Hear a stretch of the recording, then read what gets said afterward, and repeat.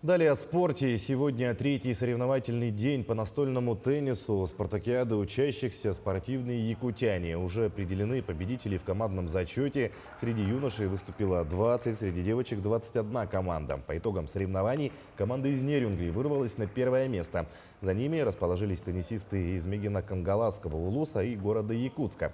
Сегодня в спорткомплексе «Мадун» начались игры в парных разрядах и идут квалификационные встречи в одиночных матчах. Завтра завершающий день в этом виде спорта, пройдут финальные игры и станут известны все чемпионы спартакиады. Судьи хорошо оценивают подготовку и составы команд. В финале у юношей может Чурапчинский улус, это Кривошапкин изот. Он у нас номер один среди учащихся. Также сильные игроки Мегино-Кангаласского улуса, Нерюнгри, вот они сильнейшие у нас. И у девочек тоже Верхневилюйский улус, Мегино-Кангаласский, Нерюнгри тоже могут удивить. Ну, тут все на одном уровне, так сказать.